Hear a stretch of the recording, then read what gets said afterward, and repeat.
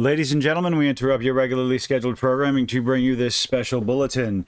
Deadpool, Wolverine is out, and gonna go into a little bit of a spoiler-free review, and I have to say I had an absolute blast. The movie's fantastic. There's a few issues that some people will have as far as the comedy, some of the language maybe, but overall, absolutely fantastic, fun movie. I recommend it, worth the price of admission. Some of the discussion I've heard, the pacing too fast. I didn't think so. I think they mixed the fighting, the pacing with exposition. I think they did it rather well. The movie had me legitimately hooked in the opening 5-10 minutes. The intro screen. The one thing I the opening, I guess the showing who's starring in it, who's making the movie. It takes a break away from the first two Deadpool movies, which I was slightly disappointed. This movie is filled to the brim with cameos. The trailers obviously will not tell you all the cameos. I think you will not be disappointed, with the exception of one or two. The fight scenes, absolutely fantastic. Especially, we saw one of the trailers showed the fight between Deadpool and Wolverine. It does not disappoint. The soundtrack, the musical cues that they use, the songs that they used during the movie, pretty good, pretty fitting, very funny. What else? The CG. The CG in the movie, very creepy on a couple of scenes. You'll know it when you see it.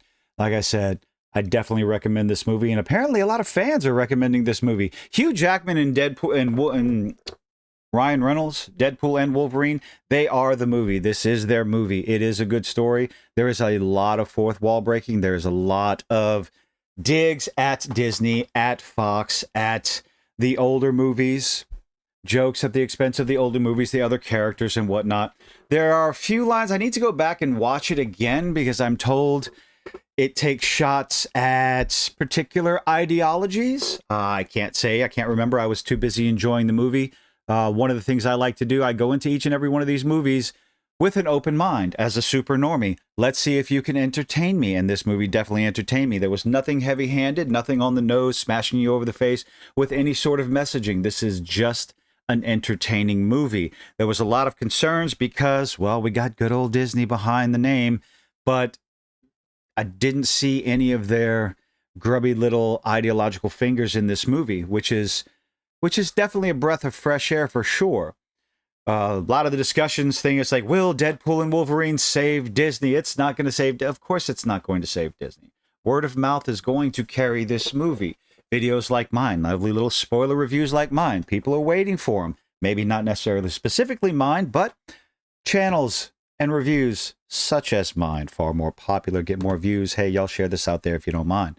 And thank y'all, everyone who's joining in, everyone who's been subscribing recently. I do appreciate you very much.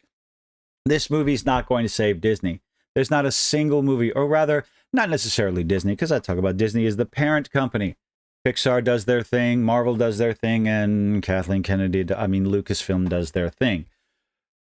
Will this save the MCU or the MCU? Absolutely not. It's going to make a lot of money. Going to make a lot of people happy, a lot of fans happy, a lot of fan service in this movie, but it's done right. I feel it's done right. But no, word of mouth will carry this movie. It's going to have predict a huge opening box office weekend. I would not be surprised, combined with Thursday opening. This movie's probably hit 200 million. We'll come back and check that out later on this week, or next week, I guess. Today's only Friday. My goodness. Yeah. $200 million global box office would not surprise me, with a $100 million minimum, maybe even more with a domestic box office. We'll have to wait and see. But I do wonder, the fans and the critics coming out saying, oh, what was their opinion? Well, apparently the top critics didn't really care for it. Overall critics, maybe a little bit more, difference of 200 critics between the top and the all critics. But with over 2,500 verified ratings, we got a 97%. This is one of the things that we look at with Rotten Tomatoes. The massive disparity between the audience score and the critic score. Were the critics hoping for something, I don't know, more ideologically driven, perhaps. Maybe the language, maybe they just don't really care for Ryan Reynolds and Hugh Jackman. They would be foolish because this is a team up that we have been waiting for years and years and years. And ladies and gentlemen, we finally got it in a good way. I highly recommend this movie. Go give it a shot. I do not think you will be disappointed. Obviously, no movie's perfect. This movie is not perfect, but that 97% is not a surprise. But let me know what you think in the comment section and down below. Leave a like, leave a dislike, please, in the comment section, y'all. I will delete spoilers, okay?